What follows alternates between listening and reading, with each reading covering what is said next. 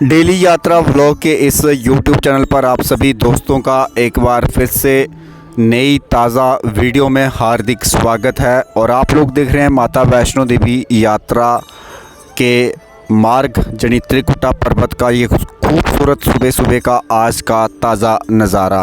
तो सबसे पहले साथियों, जहाँ से भी वीडियो देख रहे हैं तो जय माता दी ज़रूर लिखिए कमेंट बॉक्स में, और वीडियो को पूरा देखिए ताकि आने वाले जितने भी भक्त हैं उनको छोटी मोटी जानकारियां यात्रा के संबंधित मिल सकें। तो ये वो रास्ते की तस्वीरें हैं सुबह सुबह की। यहाँ से हम लोग माता वैष्णो देवी की यात्रा आरंभ करते हैं, यानी शुरू करते हैं, जिसे बाणगंगा के रूप से भी हम जानते हैं। और ये वो रास्ता है, नया रास्ता, जिसे ताराकोट मार्ग के नाम से हम जानते हैं। तो ये ताराकोट वाले रास्ते की तस्वीरें हैं, आप लोग देख सकते हैं सुबह सुबह की। और माता रानी के दरबार में मैं आप सभी लोगों को बताना चाहता हूं कि वर्तमान में यात्रा निरंतर माता वैष्णो देवी के दरबार भक्त देश विदेश से पहुंच रहे हैं और यात्रा कर रहे हैं। तो फिलहाल ये चरणपादुका मंदिर का सुबह सुबह का दर्शन आप कर लो, अर्धकुंवारी के दर्शन कर लो, और पूरे समूचे त्रिकुटा पर्वत के। आज की अगर बात करें तो यात्रा फ़िलहाल माता रानी के दरबार में देश विदेश से परिवार संग श्रद्धालु पहुंच रहे हैं और यात्रा बड़ी आसानी के साथ कर रहे हैं। मौसम की अगर मैं बात करूं साथियों, तो मौसम का मिजाज भी काफ़ी सुहाना है और यात्रा में दी जाने वाली सुविधाएं श्री माता वैष्णो देवी श्राइन बोर्ड की तरफ से भी सुचारू रूप से चालू हैं।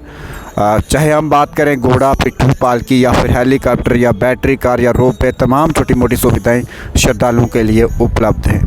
ये थी साथियों छोटी मोटी जानकारियां जो कि प्राथमिक यात्रियों के लिए बहुत जानना ज़रूरी रहती हैं। बाकी इसके अलावा मौसम की अगर मैं बात करूं तो आज खुली धूप पूरे कटरा के साथ साथ पूरे समूचे त्रिकुटा पर्वत पर छाई हुई, जिसका नज़ारा आप लोग अपने घर से ही बैठकर देख रहे होंगे। फिलहाल अगर आप भी आने वाले दिनों में माता वैष्णो देवी के दरबार यात्रा करने के लिए आ रहे हैं तो आप सबसे आग्रह है कि प्रतिदिन जानकारियों को देखने के लिए चैनल को सब्सक्राइब करें ताकि आने वाले दिनों में भी आपको छोटी मोटी जानकारियां मिल सकें। इसके अलावा अगर आप लोग मैसेज या संदेश के द्वारा कुछ पूछना चाहते हैं तो मेरा इंस्टाग्राम चैनल है जिसका नाम डेली यात्रा व्लॉग्स है, और वहाँ पर भी आप लोग सर्च करके फॉलो कर सकते हैं और जानकारियाँ प्राप्त कर सकते हैं। इसके साथ साथ आप सभी से आग्रह है कि आने वाले दिनों में खासकर आपको छोटी मोटी सुविधाएं जैसे जहाँ कटरा में होटल्स एंड साथ साथ में कोई ट्रांसपोर्ट की ज़रूरत पड़ती है आपको अन्य यानी लोकल साइट सीट करने के लिए, तो उसके लिए आप दिए गए नंबरों पर भी संपर्क कर सकते हैं। हालांकि साथियों आप सबको बताना चाहता हूँ माता वैष्णो देवी की यात्रा तो 1 या 2 दिन में कंप्लीट हो जाती है, लेकिन अगर आप लोगों के पास समय है और समय लेकर आ भी रहे हैं तो अन्य धार्मिक स्थलों पर घूमने के लिए भी अगर आपको ट्रांसपोर्ट की ज़रूरत पड़ती है तो उसके लिए भी आप संपर्क कर सकते हैं। तो ये थी साथियों छोटी मोटी प्राथमिक जानकारियाँ जो कि आपको जानना भी ज़रूरी है, और सबसे बड़ी बात कि इन प्राथमिक सुविधाओं के बिना यात्रा भी आधी अधूरी रहती है। तो फिलहाल ये थी छोटी छोटी जानकारियाँ जो कि जानना ज़रूरी थी, और ये एक बार फिर से मैं आपको दिखाना चाहता हूँ बाणगंगा की तस्वीरें।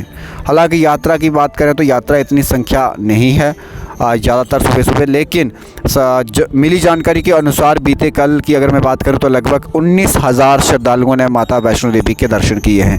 ये जानकारी जम्मू कश्मीर पर्यटन विभाग की तरफ से मिली है, और एक बार फिर मैं दोहराना चाहता हूं, बीते कल लगभग 19,000 श्रद्धालुओं ने माता रानी के दरबार दर्शन किए हैं।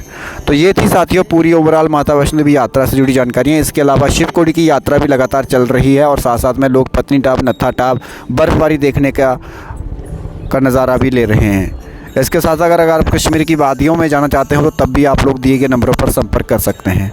तो फिलहाल मैं सोमनाथ शर्मा टूरिस्ट गाइड कटरा वैष्णो देवी से ले रहा हूँ आज के लिए अनुमति। धन्यवाद। जय माता दी, जय मां वैष्णो देवी।